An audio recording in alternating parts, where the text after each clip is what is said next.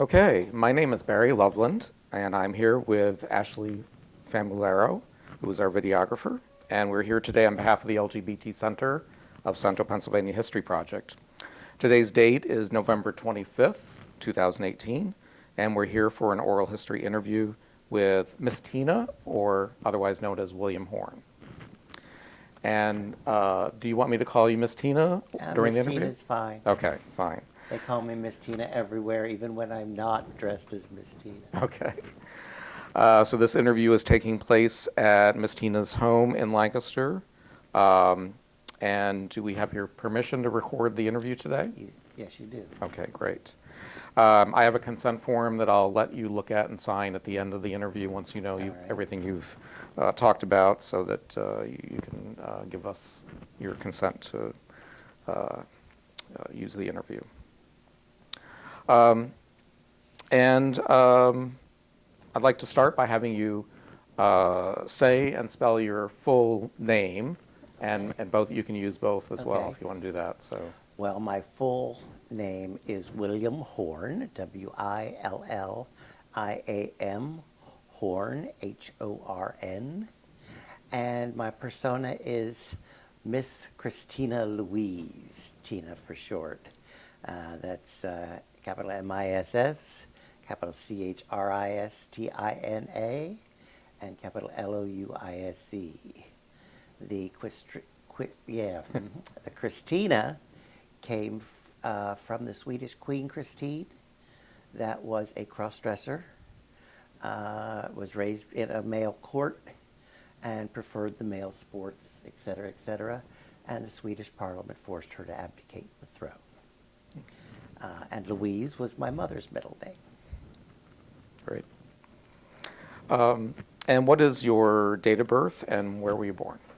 May 24th, 1955, in Warren, Pennsylvania, which is up in the northwest quadrant Okay. of the state. All right. So I'd like to start with talking about your early years growing up. Maybe you could talk a little bit about your family and also the years leading up to going into school.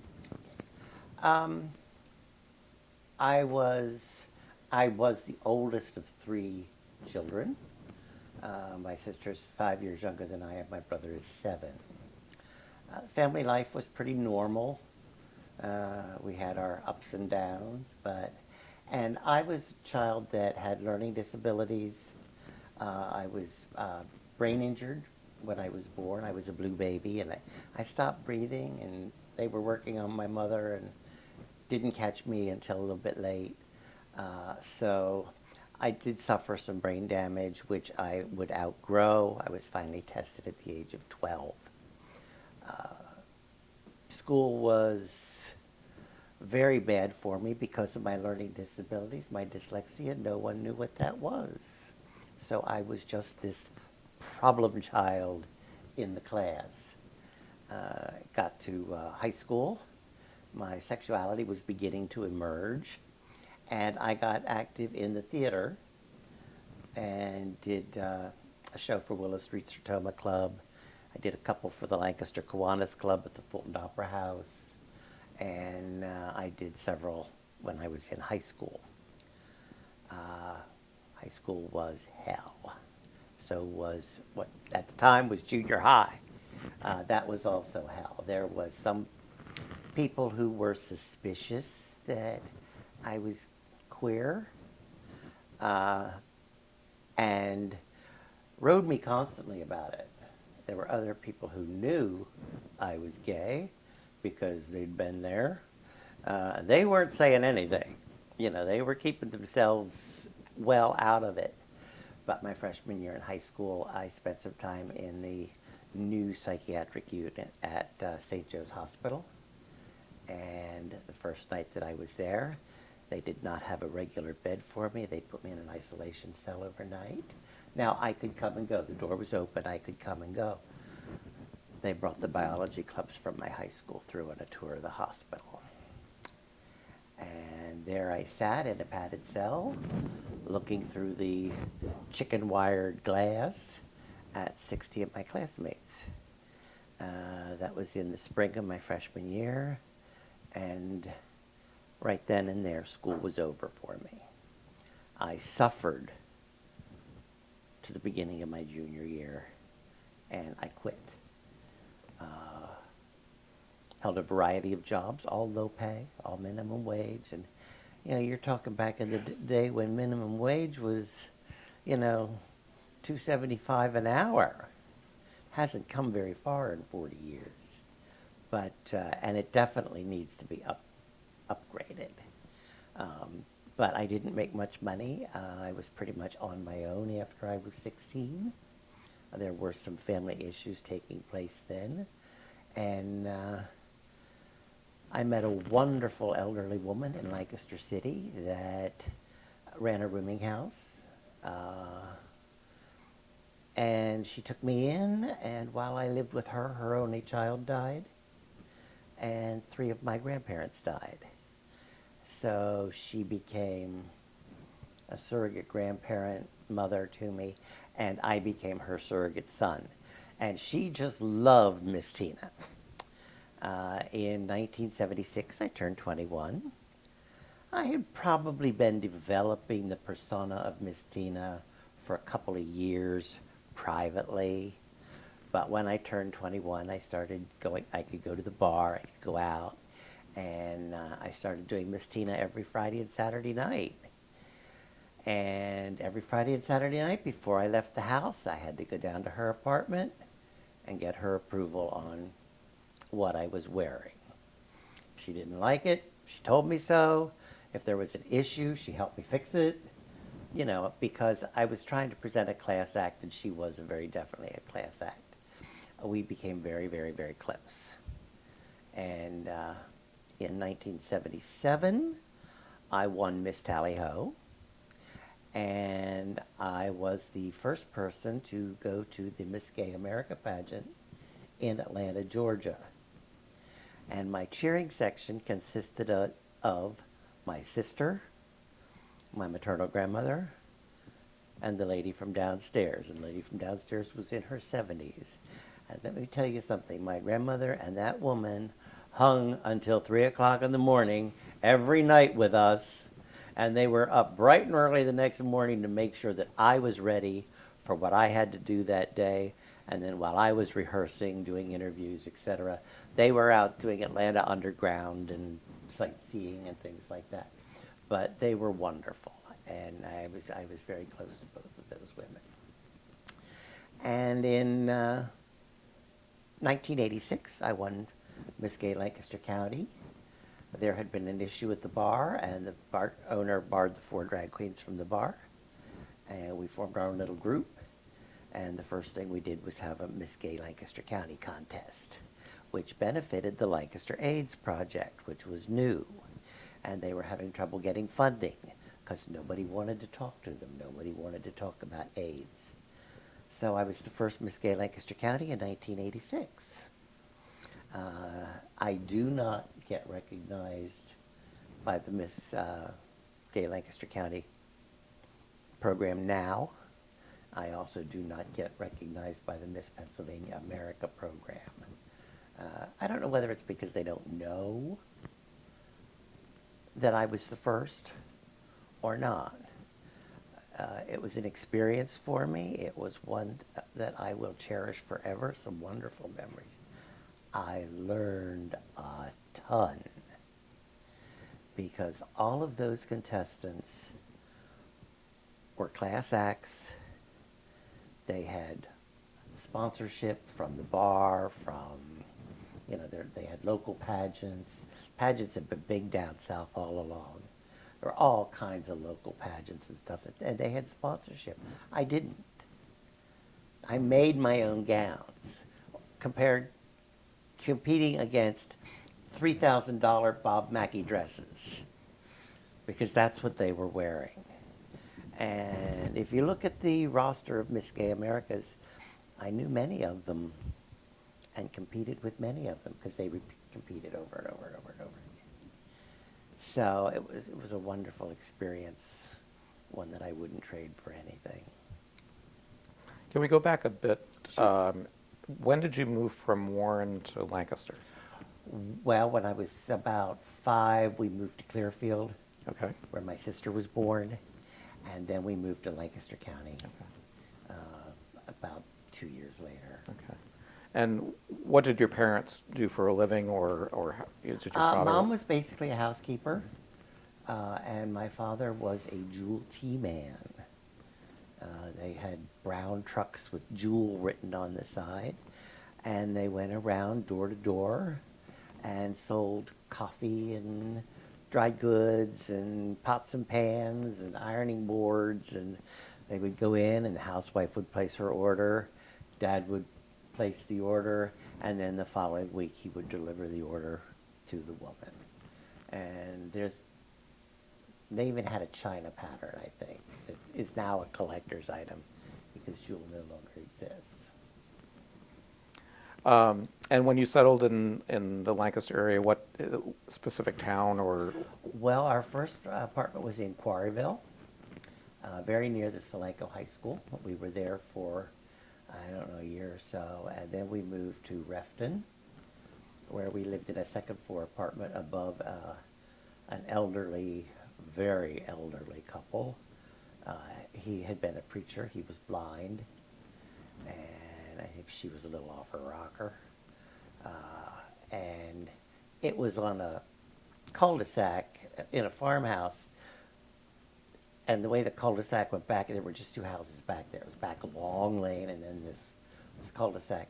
And we lived in the apartment above the Bromers, and the daughter and her family lived directly across.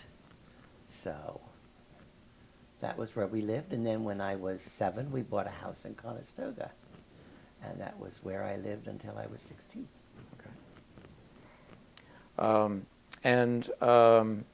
At what point did you feel that you were gay, or? I don't know. I do know that I became sexually active when I was about 13.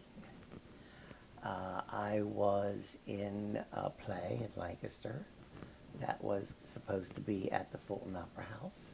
It was The King and I. And I played Louis.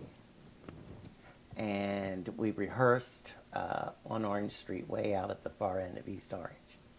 And I lived down in Conestoga, and we were poor. There was no transportation. There was no public transportation. And we had 1 car. And the gas was always rationed.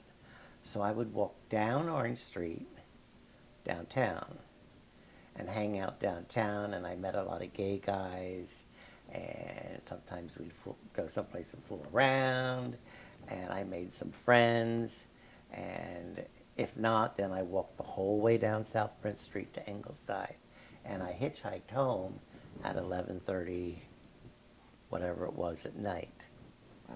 And that was how I got back and forth. So I became sexually active probably when I was about 13. Lancaster was very different then. The alleyway next to what is now Hager's, I think it's apartments and a little shopping mall, that was very gay. They would park back there and walk around that area. And it was quite cruisy.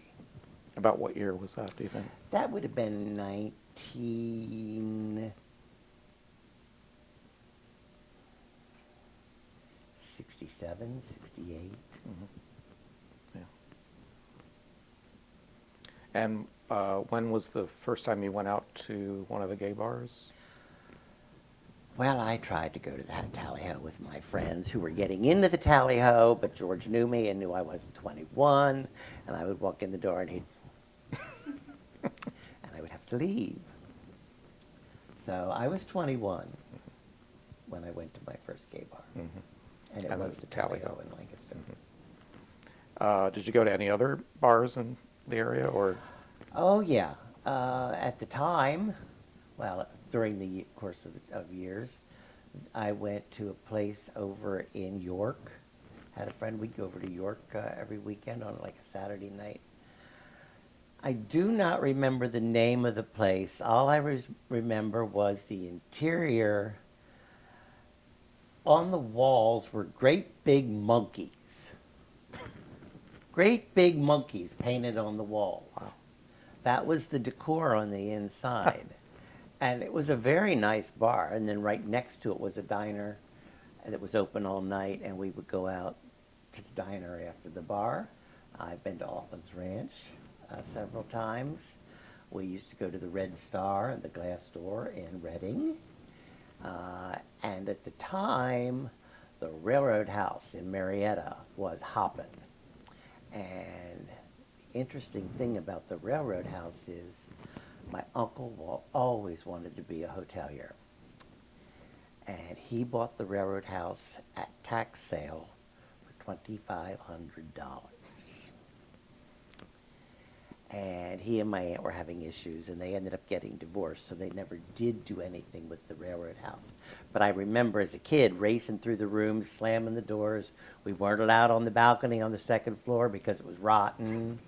I remember my grandmother sitting next to the big fireplace, rocking my cousin's children to sleep. So we had I had some memories at the Railroad House. And then for a while it was a real heavy drug place. You know, it was really into the hippie thing, and a lot of marijuana busts at the time. Everything was marijuana. And then it was sold, and eventually, I forget what the name of the guy who bought it was, but David Lease was involved, and they turned it into a very nice restaurant and gay bar. And there was a steel dance floor down in the basement and a DJ. And that was the hot spot on Sunday nights. Everybody came from all over to the Railroad House on Sunday nights. So I used to go there. So talk a little bit more about kind of your early 20s going out to the bars and what the community was like, how you interacted with the community. At first, the community was not very receptive. One of the things that drag queen, if you're doing a show, that's one thing. And I don't know how to classify myself. I'm not really a drag queen. I'm not really a transvestite. I'm certainly not transsexual. I don't know what I am, classification-wise, but they were not receptive to it.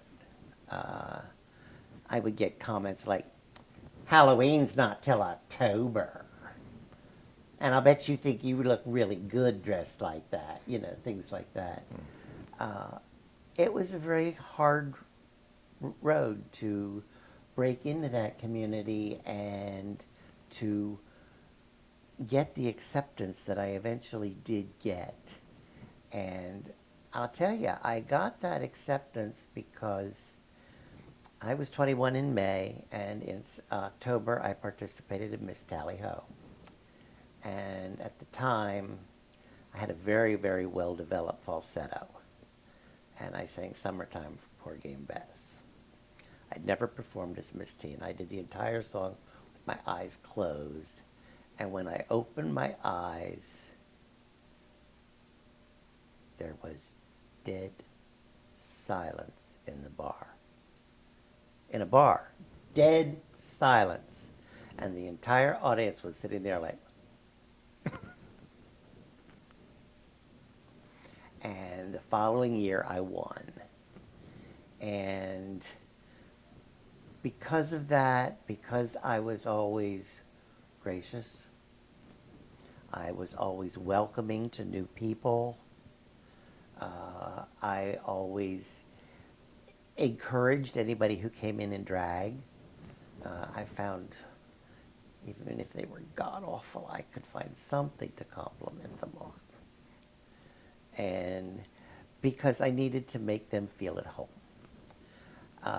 Because, I won't say because of the reception that I got at the bar and in the gay community, but I never did very well with gay men. If I wanted a woman, I'd be with a woman, that kind of thing. But I've always had an affinity for straight men, and straight men have had an affinity for me. So a lot of my ongoing sexual relationships and tons of my one-night stands were straight men, boys, whatever. And that in itself created an issue for me because I felt a great responsibility. Okay, you're a straight man, you're with me. You know, because I never, ever went out with anybody without telling them. You know, I would go to the Village when my friend did Lights and Sound for a band called Big Deal. And some straight boy would buy me a drink, and I would thank him for it, and I would sit there and chit-chat, and I would let the first two passes go over my head, and when the passes started getting a little more physical or something like that, I would say, wait a minute. Thank you for the drink, and I have enjoyed talking to you. But this is the situation. Oh. Well, how do you do that? You know, that's a professional secret. Oh. I would say maybe 8 out of 10 times I would get, well, can't knock it till you try it. But that always put a great responsibility on me because I had to make it a pleasurable experience and a comfortable experience for them. They may never do it again. They may never do it again. But somewhere down the road, they might have a child or a nephew or a niece or a neighbor or somebody in their life that's gay, and they don't have to say, I did it once, but they know and can be supportive of that person, hopefully, because of their experience. They can keep the experience private, but they could still be supportive. And many, many, many times when we were done, it was like, do you want to talk about what just happened? Sometimes they would, sometimes they wouldn't. Sometimes once they got off, they hit the panic button and they were out of there. You know, but I would say 8 times out of 10, I got it, well, you can't knock it till you try it. And someone would say, oh, I know. So, and there was, at the time, there were more opportunities, I think. There was a straight loop, went up Chestnut Street from Prince to Queen, the whole way out Queen to New or Clay or Ross or Liberty, down one of those streets to Prince, and the whole way down Prince Street to Chestnut.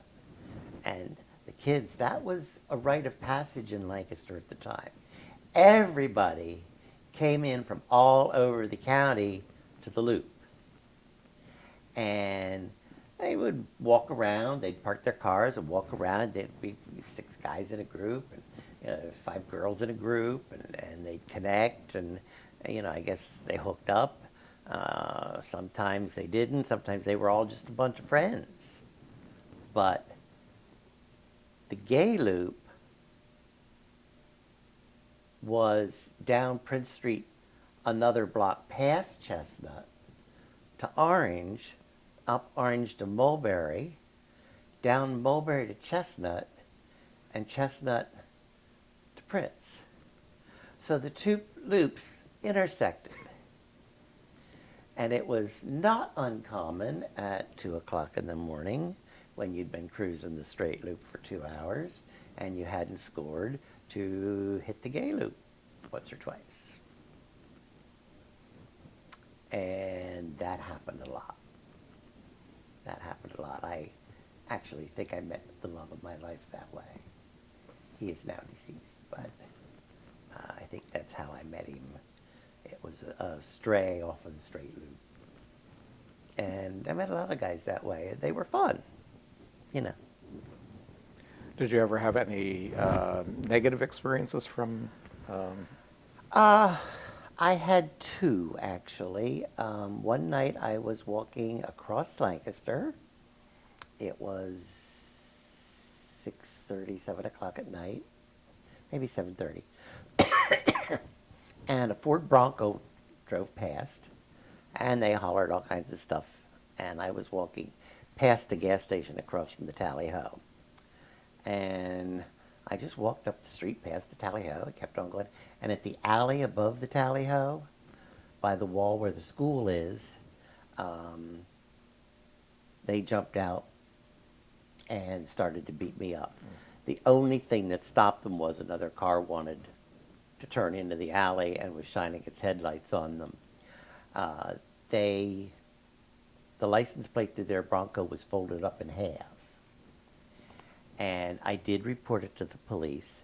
And the police were not encouraging at all. If you got mugged outside the bar or beaten up outside the car, or your car was broken into or whatever, they didn't want any parts of it. And if you were beaten up, the first thing they would say, well, okay, your name's going to be published in the paper. So do you really want to press charges? Do you want your name published in the paper? And there were so many guys that were so deep in the closet with their family, they didn't want their name published in the paper. They would not press charges. And the police would not follow through without them pressing charges. I think that's probably changed today. Anyway, I did follow through. I did press charges. I gave the police a description of the vehicle. And when these guys went home, they parked right on the corner of the block, and their license plate was still folded in half. Police knew they had the right vehicle, and they got them. They got them both. So I did press charges. The other time, and I was not in drag that night. The other time I was in drag, I was actually cruising that intersection of Prince and Chestnut where the two loops connected. And a friend of mine, female, pulled over, and I sat there and talked with her for a while, but I was still kind of cruising, and she knew it. And she didn't have any problem with it. And she drove away, and a pickup truck came up Chestnut Street, and they jumped out, and my hair was very long at the time, and they dragged me across the street by my hair and started to beat on me. And somebody came down Chestnut Street, and of course they dropped me and ran. I did go to the hospital that night. The gentleman who took care of me in the ER, his name was Jerry. He was a very nice guy. One of the people who was outside of the little cubicle where I was in being treated, because I kind of sort of was embarrassed to be undressing. I'm Miss Tina, and I have to undress. But Jerry had no issue with it. But somebody in the ER did, because I heard somebody say, this thing in I guess it was number 3 or whatever, this thing in number 3 has a history of mental illness, because they pulled up my records, and my psychiatric stay was on my records. Through the years, many, many, many times, for one reason or another, I ended up in the ER, not for being beaten up, but in fact, in 2013, I went in with a heart attack, and Jerry was my nurse again. He was always my nurse. Seemed like every time I went in, he was my nurse. And when I worked at the Amoco station for a while, he was a regular customer every morning, getting his pack of cigarettes on his way to work. So we knew each other, from that. And from me always being, I get into the ER with my heart attack, and I'm coughing terribly, and somebody says, well, when did this cough start? And I hear Jerry's voice behind me saying, it's always been. Because he'd known me for 40 years at that point, you know? And so, yeah, those were the only two times. I did have a guy come on to me at the Village nightclub and bought me a drink. And I chatted with him, but I said, look, I have to tell you. And he got very upset. And the cocktail waitress said, what are you getting upset about? If you want to go out with him, go out with him. You know? And he couldn't do that. And he grabbed his friend and he shoved him out the front door of the Village. And he punched the brick wall outside. Because he'd come on to a drag queen. He was attracted to a guy. Mm-hmm. And he couldn't deal with that. So, I've only been assaulted twice.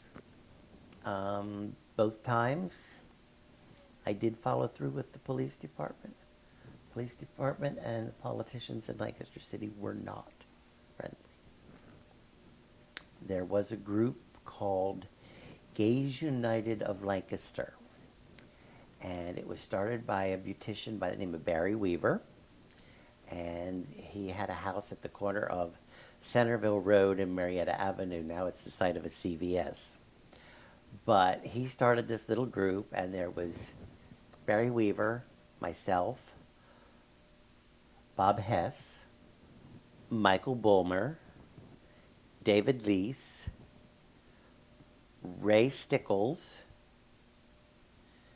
Janet Cooper used to come up from Philadelphia all the time.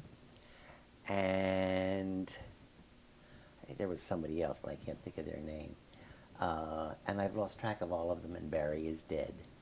But we were the group. And we hung a banner out on Barry's front balcony. It said, June is Gay Pride Month, and the house was egged repeatedly, and damage was done to the house, and the police wouldn't do anything about it. We did, as a group, approach the mayor at the time, and had a meeting, finally got a meeting with him, and we went in, and we sat there and tried to talk to him, and for 20 minutes he ignored us until his secretary came in and said that his next appointment was there, or he had a meeting, or whatever it was. But anyway, it's obviously a cue for us to leave. The city police were the same way. The Lancaster newspapers were the same way. WGAL was the same way.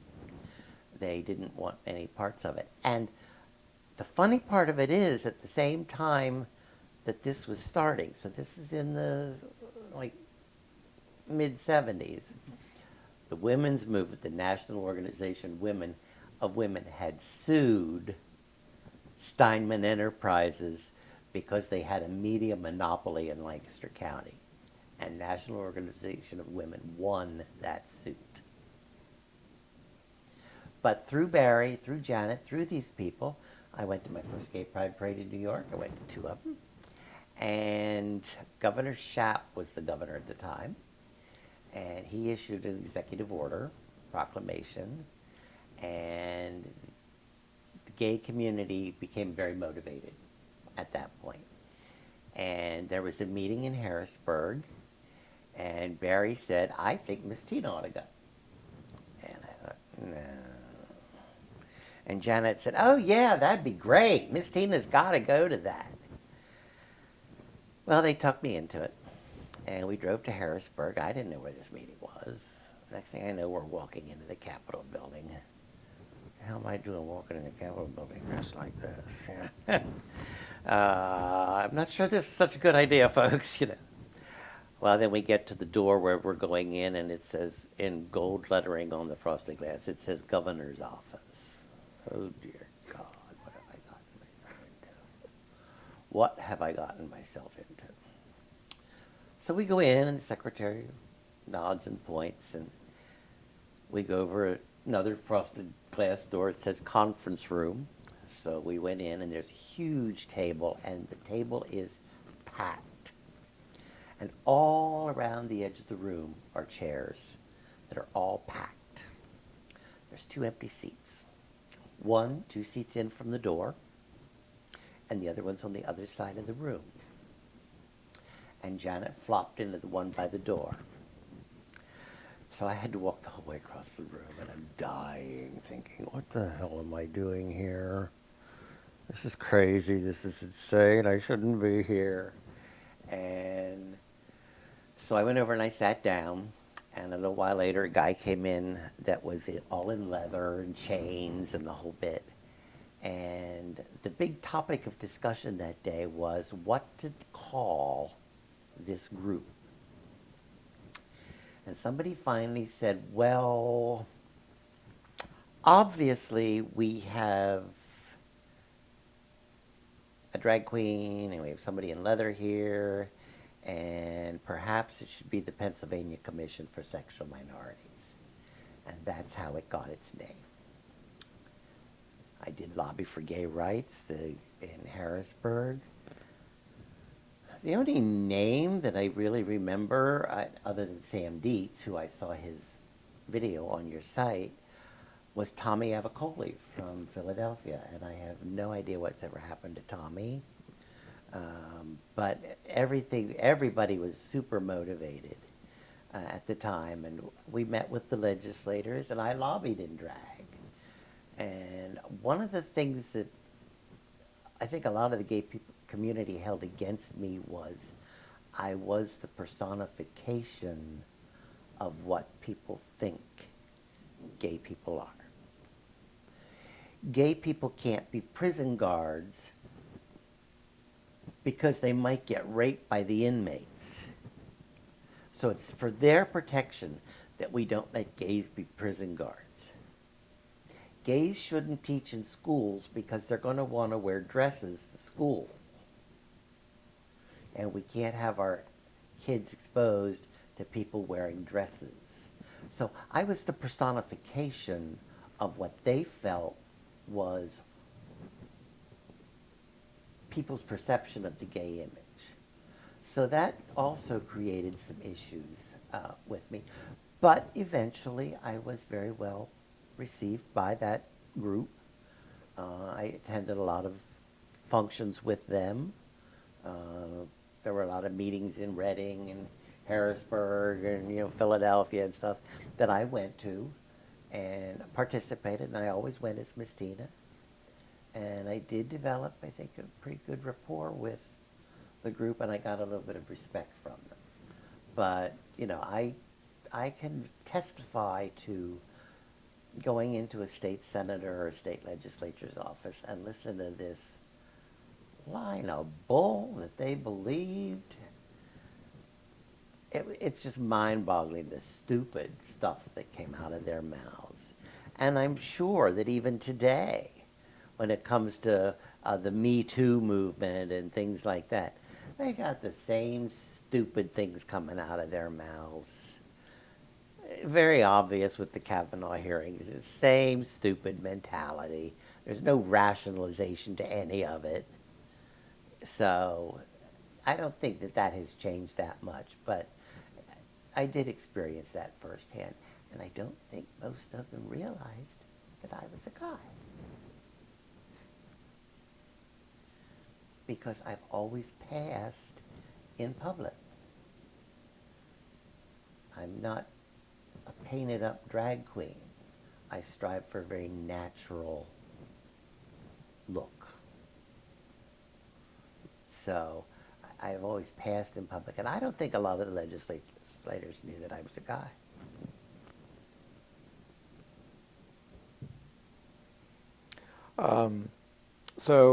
After the Gays United Lancaster group, did you start doing your drag shows in the clubs at that Started point? doing my drag shows at in the bar. I did do one or two at Altland's. I didn't do any anywhere else in York. I never did any in Harrisburg or Reading. I did, of course, in '78, I went to the Miss Gay America pageant in Atlanta, and I performed there. And I had a friend who lived in New Haven, Connecticut, and I went up and I participated in some shows in New Haven, Connecticut. And then after George barred the 4 drag queens from the bar and we started our own little group, we actually went to Atlantic City and they made arrangements for us to do some quick shows in Atlantic City at one of the gay clubs. And it made a nice day. We took a bus trip down. Everybody went to the casinos, et cetera, et cetera. We did the drag show in the evening, which everybody came to, and then we all got on the bus and came home. So, I've also performed in Atlantic City, New Haven, Connecticut, Atlanta, Georgia. And was there a name to the group? That was the New Cagelles, because La Caja Full Oh. was big at the time. And we couldn't come up with any kind of a name, and I suggested that, and that's what they went with. I also participated with Stars of Fantasy. And the New Cagelles and Stars of Fantasy both did all of their shows for charity. And with the New Cagelles, I think we raised about $10,000 for charity. Stars of Fantasy was not put together as well as the New Cagelles were, and they probably raised $5 in the course of all of their years, outside of what we had raised for the bar owner. And that was really the issue when he threw us out of the bar. Look, we make you money, and you're going to treat us like this? And that's when I called everybody together and we started our own little group. So. And what charities did the groups raise money for? The Lancaster AIDS Project was the first group that we did a project for. At the time, AIDS was new, it was big. The churches, the other civic organizations did not want to be associated with the AIDS Project. The AIDS Project was started by Bob Kingston, and Bob is now deceased. But he's the one that started it, and my mother was actually their secretary when it first started. And we did for Make-A-Wish Foundation and Muscular Dystrophy. So we did for some pretty big organizations. And we actually, for the Make-A-Wish Foundation, we had news coverage from WGAL. And so those were some of the things that we had done charity-wise. Mm-hmm.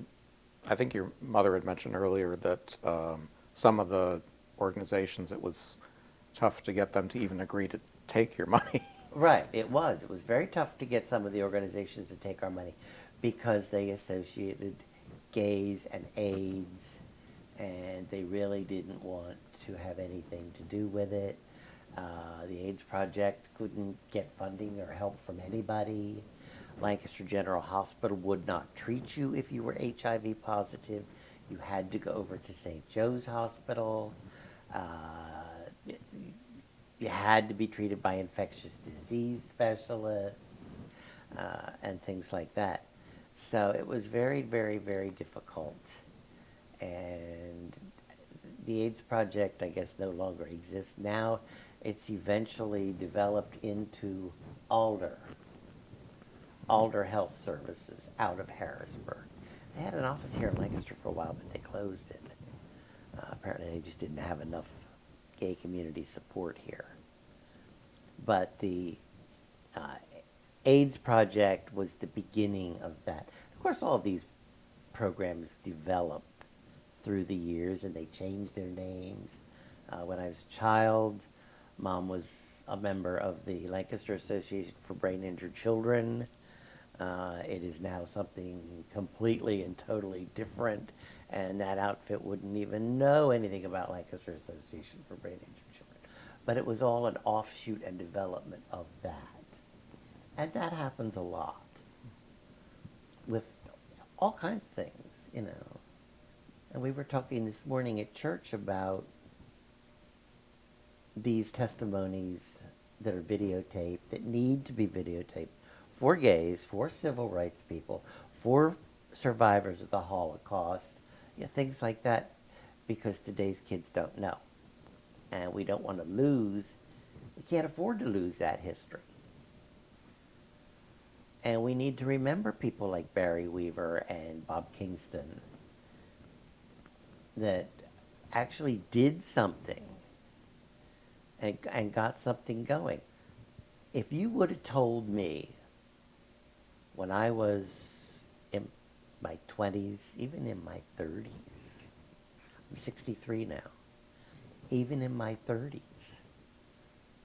that it was that getting married legally was a possibility, I would have told you you were out of your ever-loving tree. This would never happen in my lifetime. It would probably never happen in my nieces and nephews' lifetime. Maybe in my great nieces and nephews' lifetime. And look where we are today. It's there. We couldn't adopt. And gay people are adopting all the time. I had 3 dreams when I was in high school as a teenager. A home of my own, a job that I could support myself in, and a partner. Well, as a 16-year-old from out in the country, out in the boonies, who's had nothing but one-night stands, this partner thing's a little crazy. You know, this doesn't happen. I've since learned that it does, and there have been people that have been together for decades. So it is a possibility. But now, I could even get married. Unfortunately, I have no prospects. But a home of my own has never come to be, and I've always spent my life working for minimum wage. And I think part of that was my sexuality. And I've had a lot of problems in the employment market with my sexuality. I've had some supervisors that were real. You know, and I had one that didn't like me one time. Oh, he hated me. Hated me. And I had emergency gallbladder surgery, and when I got back and went back to work, I was told I no longer had a job. You know, so, and I know that was because of my sexuality. I know it was. He was blatant about it. Very blatant about it. So my 3 dreams have never come true. Comme c'est, comme ça. Well, do you want to talk a little bit more about your work history in terms of how you've been treated at various places because of your sexual orientation? Well, as a teenager, young adult, I worked in a couple of hotels and restaurants. I worked for one place where it was tour bus hell on the weekends. We'd have 50 tour buses in the lot, and we just ran them through. We ran 4 buffets in the building. My buffet, because I became a line runner. I was the person who kept the buffet stocked and cleaned. And my buffet was on the 2nd floor. And I would tell them what I needed down in the kitchen, and by the time I got down to the kitchen, one of the other runners had taken it. So a lady that I worked with named Carol Ann was wonderful. She would start collecting it for me and putting it on a cart and send it up in the dumbwaiter. And sometimes she'd even send me up in the dumbwaiter with the cart because I could do that. I did work at the Treadway, which is now the Eden Resort, as a busboy. The nickname for the Treadway at the time was Princess Palace. I wonder why. The guys that worked the front desk were gay. All the guys in the dining room that were gay. You know, the guys that were in convention services were gay. Everybody was gay at Princess Palace. And then I did do convention services set up there with a wonderful gentleman by the name of Lester Fern. And we'd finish up setting up for the banquet tomorrow, and he would take me home and say, you know, get dressed, I'll pick you up in an hour and a half, and I'd become Miss Tina, and we'd go out to dinner and dancing. He was a wonderful friend at the time. So yeah, that was my early years. Well then, later on, in the mid-70s, I worked at Olin Mills as an appointment secretary, had an affair with the supervisor, and the day that I got back from Miss Gay America, I had to go from the airport basically straight to work. And at the end of the week, and I think I was 2 hours late, but they knew I was going to be 2 hours late. At the end of the week, we didn't punch a clock or anything. We filled out our time cards, 12 to 9, 12 to 9, 12 to 9, 12 to 9, 12 to 9, 9 to 5. And I put in 12 to 9 for Monday, and I got fired for falsifying my time card. It was a mistake, I mean, because we just did it every week. We did it at the end of the week. I forgot that I was 2 hours late, but I got fired for falsifying my time card. And I think that had something to do with my relationship with him. Was interesting while I worked at Olin Mills. Our photographer got married. Everybody at the studio was invited to her wedding but me. Things like that just sort of happened all along. I worked at the Host, had no issues there. I worked at a place called Armand's, no issues there. I really didn't have a lot of issues in the service industry. I've done a lot of customer service. The supervisor that I had that was so nasty, that was at Staples Office Supply. And I really didn't have any issues there. I did get a little harassment. I worked as a cashier nights at a convenience store, gas station. I had some rowdy neighborhood kids that always gave me a hard time. I was it's shift change one night, and there's a lineup because I got to do all this report on the register, and my replacement is in there, and one of them is singing, "Dude looks like a lady," and he's playing with himself, and the girl that was relieving me, she tore into him up one side and down the other for being so ignorant and so rude. And so I did have a little bit that way, but on the whole, in the service industry, I did not have a lot of issues, and I didn't have a lot of issues with customers. And did you dress as Miss Tina when you were working, or? For Halloween. Okay. I always did it for Halloween. Okay. And in fact, a couple years ago, I did it for Halloween. Right now, I'm on medical leave, but I work part-time at a McDonald's, and I did Miss Tina for Halloween and got tons and tons and tons of compliments for weeks on my makeup and my outfit. So I've done it that way, My last real big job, I was the general manager of a banquet facility in York. And it was owned by 8 people. 16 had owned it, but 8 was the number it was down to. They had no vision for it. I did, but they didn't. And it was a cash cow to them. So I'd have a big banquet, and there'd be no money to pay anybody because the account had been drained as soon as the money was put in. And so there were some issues there, and I was there 6 months before I got fired, because of my payroll being too high. I kept telling them, look, I've got to have people on the floor, and I've got to have people on the buffet. If I only have one set of people, and they're on the floor, the buffet's not being taken care of. If they're on the buffet, the floor is not being taken care of. The only thing I have to offer is service. I could seat 1,000 people, but I only have 200 spoons, and you won't let me buy spoons. So the only thing I have to offer is service. They didn't get that, and I got fired. C'est la vie. And then I bounced back and forth. I did work with a lady. We traveled all over the country selling equestrian jewelry and gift items. Went as far west as Oklahoma City and as far north as Springfield, Massachusetts. And I bounced back and forth between here and Kentucky for a while and kind of got out of the shows at that point. And I came back to Pennsylvania, got my job at McDonald's, and within the year I had a heart attack that had major complications, 5 surgeries, 5 months. I was a mess for 2 years. Does help the cleavage a little bit, but I have a big scar.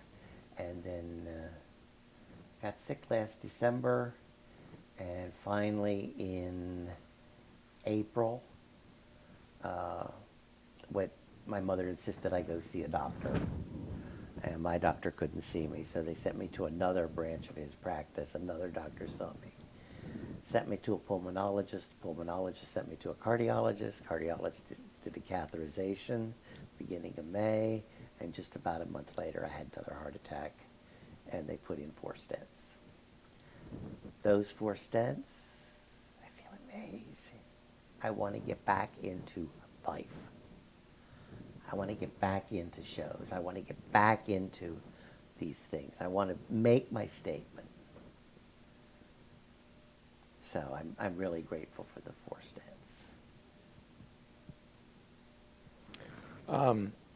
So once the bar let you back in, did you continue to We do continued shows? to do and our stuff? shows. But we did shows at the bar too. All right. And I think the reason was we hit him in the pocketbook, which was our way of making a statement. You know, my statements have always been low key. I've never been a person to carry a placard, be chanting, at the gay pride parades. It's fun to chant, 2, 4, 6, 8, gay is just as good as straight, 3, 5, 7, 9, lesbians are mighty fine, all that kind of stuff. That's fine there, but that's not me. I would much prefer go to a meeting or something that has something to do with the gay community as Miss Tina. Because I think that statement is more powerful than the placard. When I went to the AIDS quilt, and I went as Miss Tina to the opening ceremonies, and the place was jam-packed with high school students from every high school in the county, because at that time it was beginning to, raise awareness, beginning to be a little more accepted. Franklin Marshall sponsored the quilt. There were other corporate sponsors and things like that. I went as Miss Tina. Just went as Miss Tina. And people came over to me and said, I am so glad you're here, because you show that we do exist here. And Miss Tina went to the memorial service, and Miss Tina went to the closing ceremonies. It was my statement, and it does make an impact. You don't have to carry a placard. You don't have to chant. You don't have to be violent. There are ways that you can do it and make an impact on the gay community. And this is my way. This is my way. That's why, because most of my adult life, most of my involvement in the gay community, most of my experiences in the gay community, a lot of the experiences that I've had as an adult have been as Miss Tina.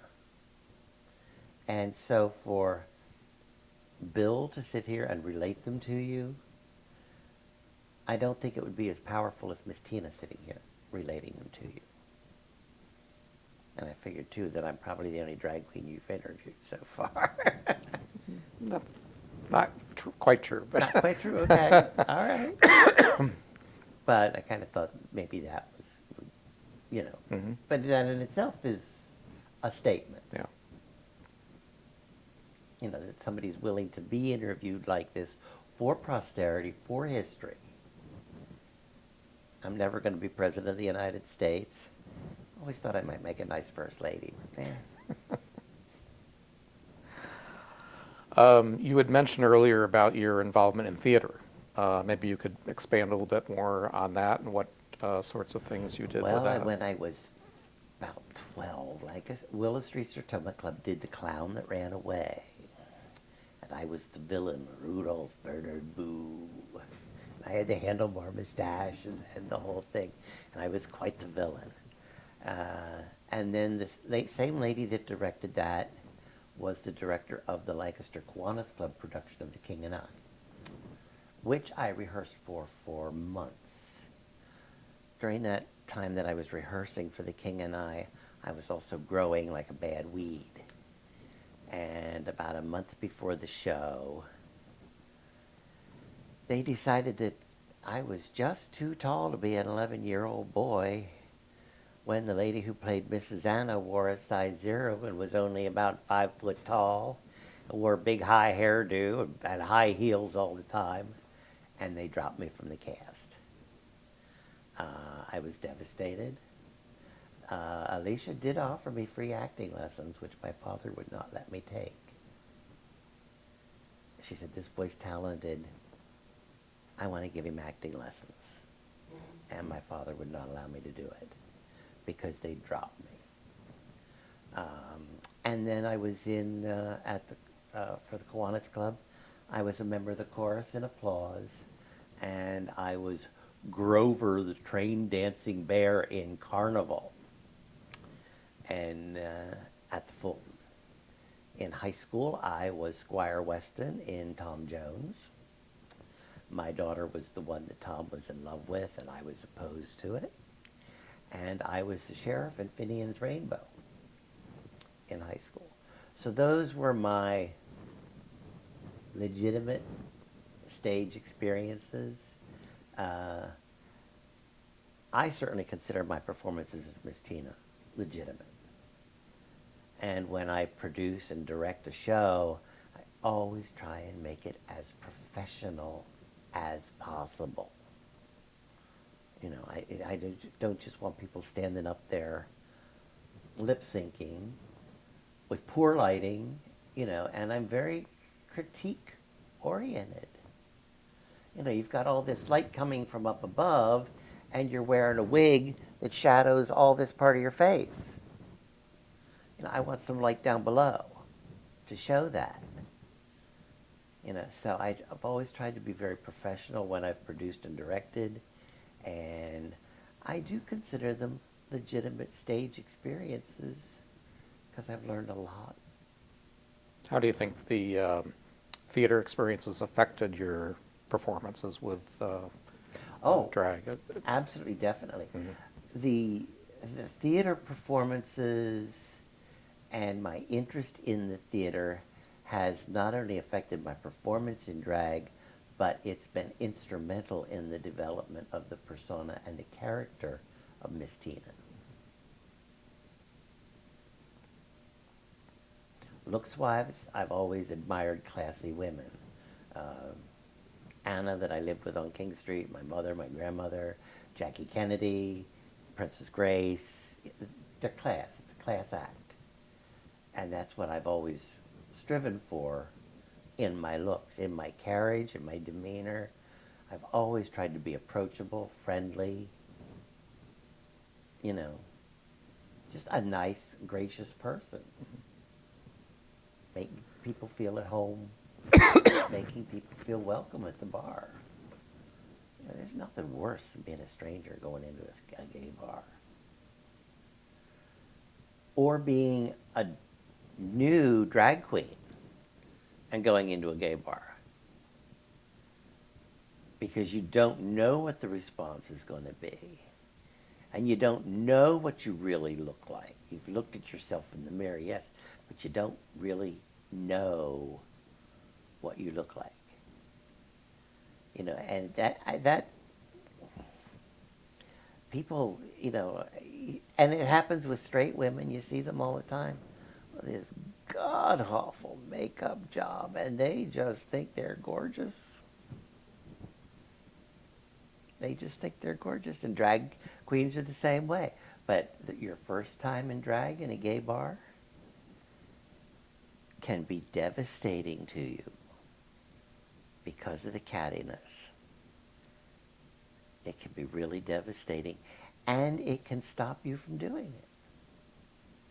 If you're not strong enough to say, the hell with you. Gee, I had to clean that up. The hell with you.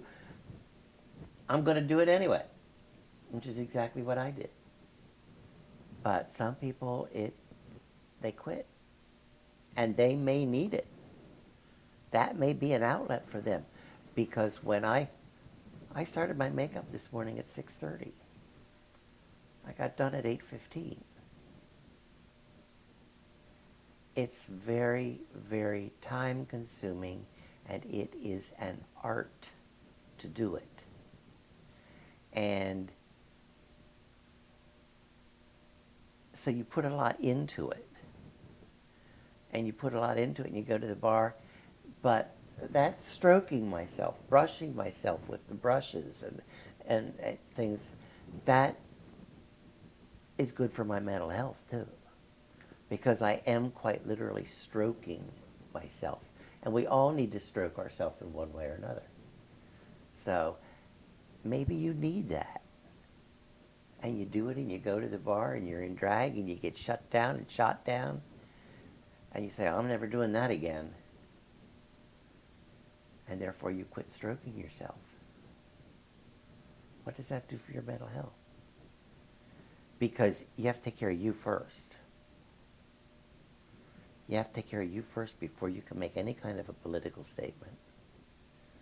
You have to take care of you first before you can achieve anything.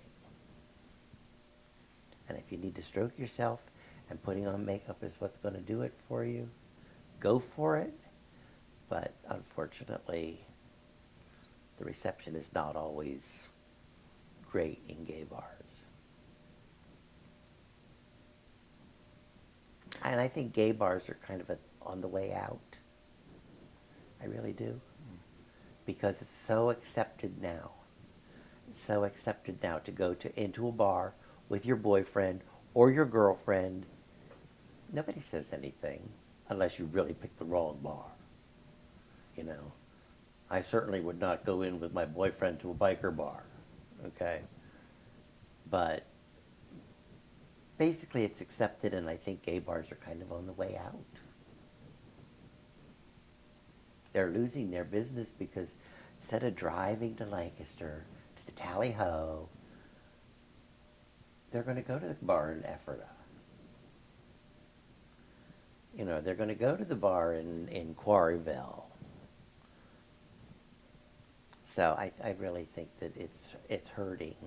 The acceptance in the community now, the general community, is hurting the gay bars.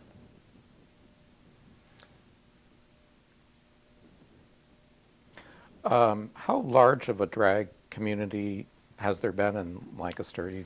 You've done shows with other drag performers, I guess. So I would say probably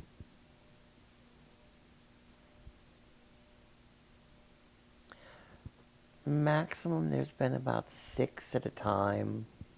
Now that 6 rotates. Mm-hmm. And I know sometimes they had a terrible time getting contestants from Miss Tally Ho. And for a lot of the shows, they bring in Miss Redding, Miss Harrisburg, Miss York, and they bring them in to make the show longer because there are only 3 people. So, but I think on the average, there's been about 6 active performing drag queens in town at a time. And do you find that you socialize a lot with them, or do you just... No, I do not. Do not? No. But that's because me personally, I'm a very private person. And I'm really not into socializing that much. I'm very good at it. I'm very good at socializing. I'm able to start a conversation with just about anybody at a party, you know, things like that. But basically, I pretty much prefer to stick to myself. And again, this is another factor in the gay and the drag queen community. There's a lot of cattiness and backstabbing. And I don't want any parts of it. I'm not going to participate in it. I don't want any parts of it. And therefore, I'm going to stay away from you. It has a tendency, as in any community, there are cliques. There's always the drag queens are a little clique, and the biker leather guys are a little clique, and then there's the Gucci crowd that are a little clique. And I was very fortunate in that I rotated and was accepted in all of the cliques. You know, you've got four guys sitting there in leather that are, best buddies, and they'd all talk to me. So I was very accepted that way, and sort of was on the peripheral of all the cliques, including the drag clique. I was on the peripheral edge of it. And that's kind of where I prefer my orbit to be, around the edges. Now I'll step in, I'll take a position, if it's a group like the New Cagels where we actually had elected officers, I'll step in and be an officer. I don't mind doing that, but other than that, just give me my little orbits on the edge. Because when your orbit is on the edge, you can go just about anywhere and do just about anything.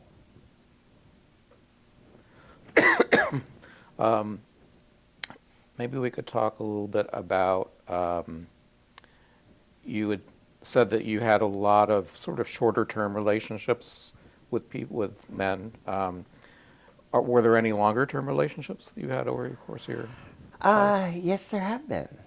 There have been no long-term romantic relationships. They were all predominantly sexual. The love of my life I saw for over 20 years. He died, he was sprayed with Agent Orange in Vietnam, and it ate away his liver. And in addition to that, he was an IV drug user, and he was at the bottom of the list for a liver transplant. And was never going to go up the list. And so he died back in the early 2000s. Another guy that I know, I've known him for 37, 38 years. Now he's ill. We no longer have a sexual relationship, but we are friends. And there were other guys that I saw for 10, 12, 15 years. We've sort of gone our separate ways. I don't even know where to find some of them anymore. And unfortunately, part of that is I never really knew a last name. I'm Mike. But because they didn't want to run the risk of anything, they never said they were Mike Delarico or whatever, So I never had last names. I only knew them as first names. So I don't even know how to look them up on Facebook or something.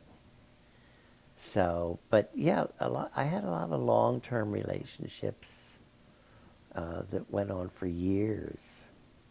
And they were good relationships. I had guys that came over to see me with their kids that were infants in the stroller sleeping, And I have friends that I know now that I've met all of their children. And their children like me, and their children always ask about me. But nobody knows that Daddy and I are having a relationship. That's a little hard sometimes.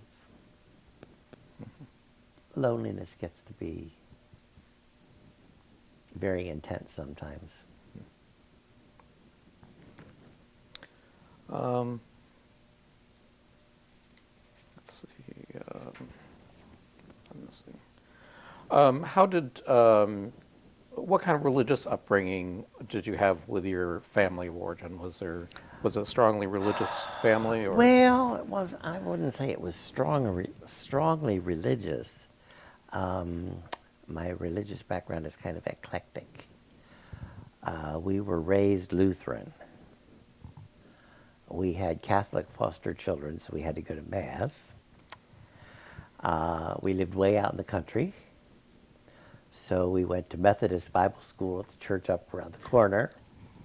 And we had friends and classmates and stuff that were very involved in the Brethren in Christ church. And today I go to the Lancaster Metaphysical Chapel. I would say I'm more spiritual than religious. And occasionally I do go to Torah study with my mother at synagogue on Saturday mornings, especially since she needs transportation and stuff like that. So my religious background, very eclectic, very eclectic. Mm-hmm. That's interesting. Um, and you weren't involved in the military at all, correct?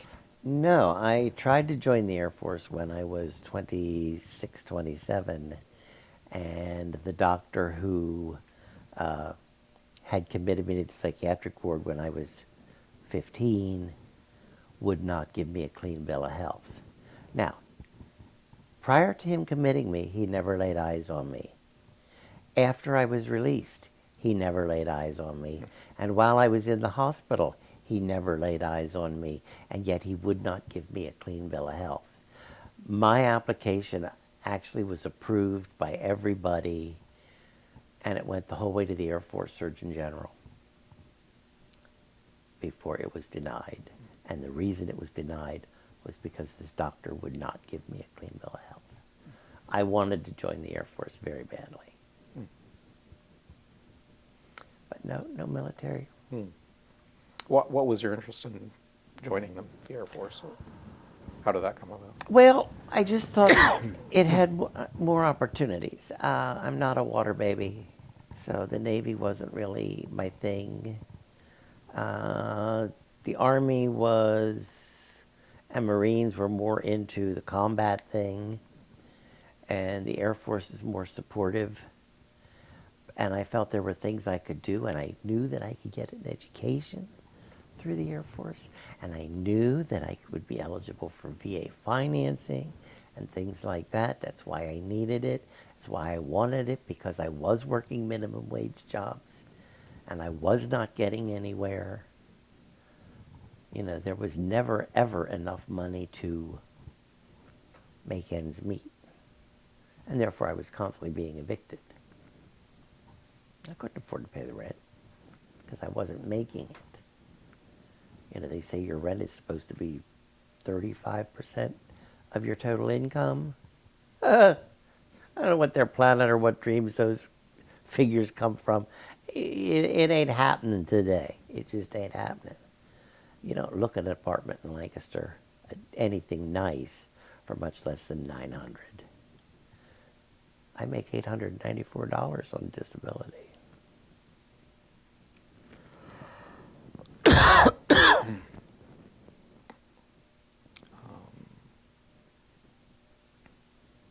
Any other sort of organizational affiliations or whatever that we haven't touched on?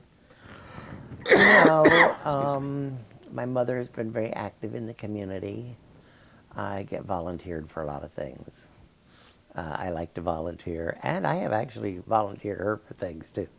They call up and they say, you know, is your mom there? No, she's not. Well, I'm calling about the pasta buffet on the 18th, and we need somebody to take tickets to the door. You know, she'll be there. You know, I'll volunteer her too. But no, there's really no other organizational things. I'm peripheral Kiwanis. I'm peripheral Mental Health America. You know, I'm peripheral. That's kind of the way my life is, peripheral. Okay. Can you think of anything else that I might have missed? I have two questions. Okay. One, you mentioned that when you did your first drag show, your grandmother and the woman that you lived with and your sister came, and that your mother has been involved throughout your life. Was there ever a time, like when you first came out, was it difficult to do so with your family, or was it always like a supportive environment? Well, I never came out. I was never in. I never had the luxury of a closet. And my family was supportive. There were issues.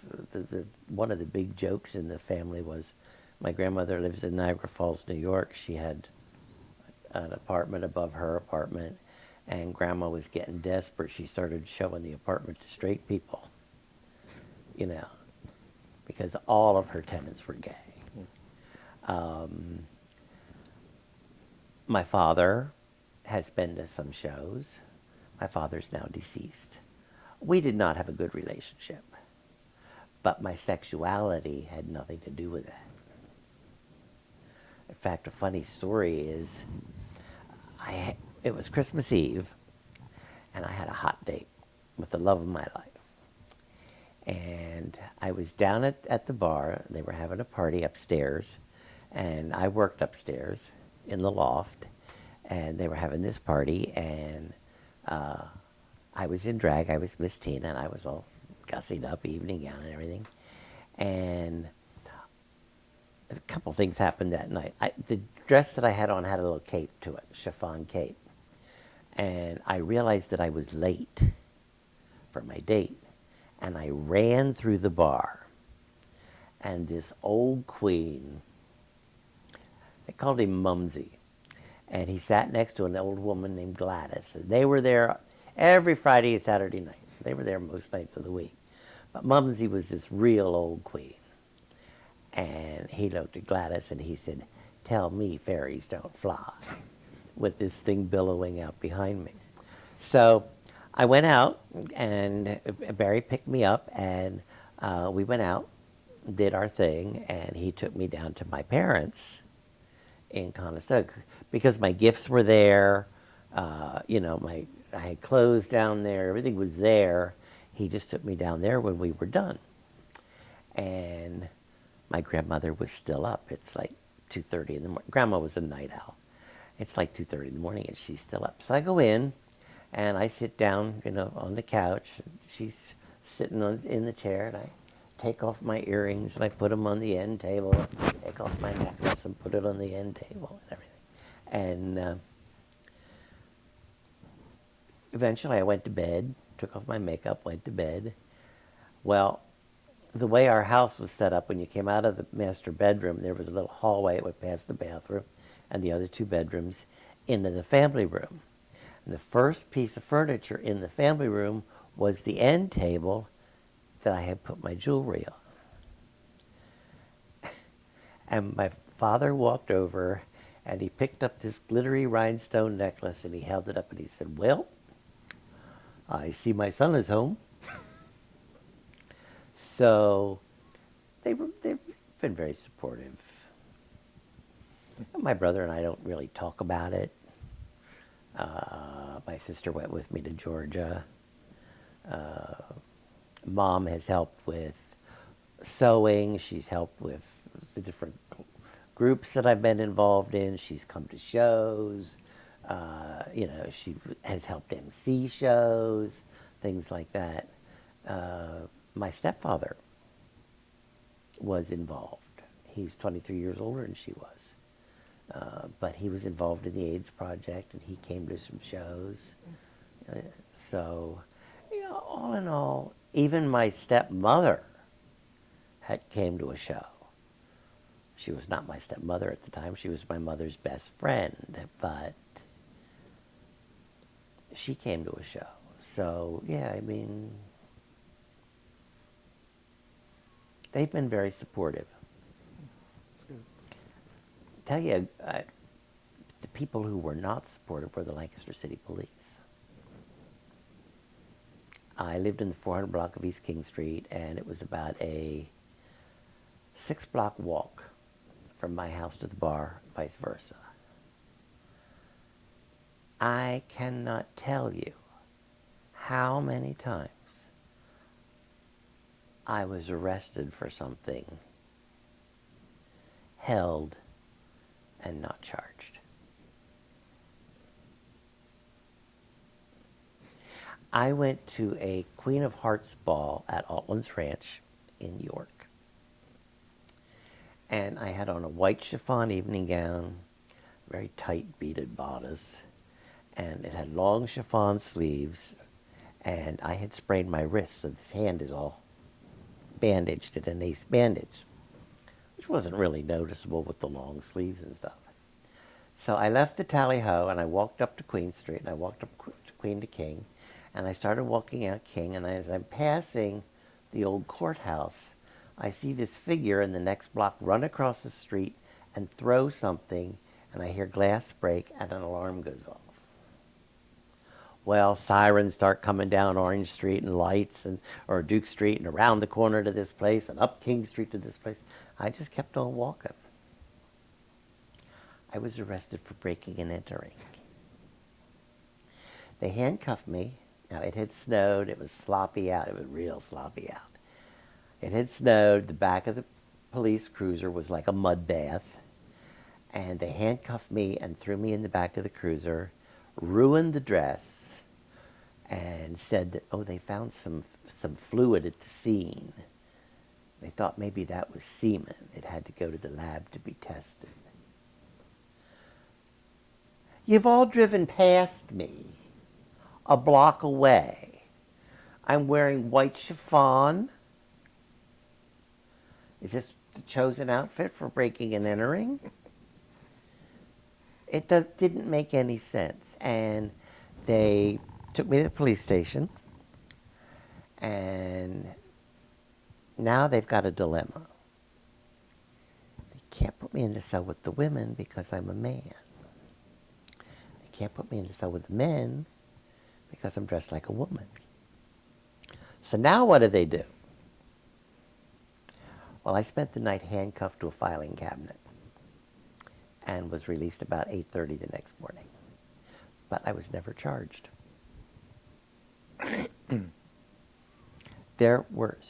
I came home from, again, York one night. My landlady was in the hospital, and we pulled up to the house, and every light in the house was on. It was a big house. Every light was on. And so a person dropped me off. They just dropped me off and left. And as I approached the house, I realized that the front door to the vestibule and the inner door were both ajar. I thought, I am not going in there. So I went across the street to the payphone and I called 911, and the police came, and there was this big black man in there. He had eaten almost everything out of the refrigerator. He had strewn cheese curls from one end of the apartment to the other, her apartment to the other, and was sitting there watching TV. And he told the police that he'd pick me up downtown. And they would not press charges, even though I told them, I just came back from York. I have witnesses that I just came back from York. They would not charge him. Absolutely, positively would not charge him. I was going home one night, and my hair was long, like I said, and all of a sudden, my head was jerked back because somebody grabbed hold of my hair, and I had a knife. And he dragged me back in between the buildings. I think he was going to rape me. That was the intent. And I decided I can do this. And so, okay, I'll go along with it, But I have a lot to take off, et cetera, et cetera. And he dropped his pants, and as soon as his pants were down around his ankles, I pushed him over and ran like hell. And I called the police and reported it. Just so they would know that somebody was out there. Nothing ever happened except for the article in the newspaper about female-attired male repulses attacker. So the Lancaster City Police were certainly not supportive. They were very harassing. If you got beat up outside the bar, forget it. We had a whole parking lot of cars that were broken into one night and ransacked. They wouldn't come. They would not come. And there was speculation. I think it might have been pretty well-founded speculation. But at times, you would see an unmarked car in that parking lot taking down license plate numbers. So there was a list somewhere. Somebody had some kind of a list going as to who was going to the tally hut.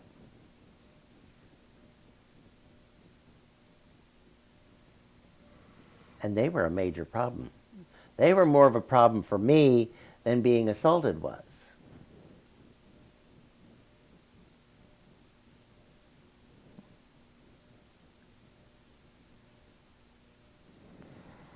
It was a different world then. Very different.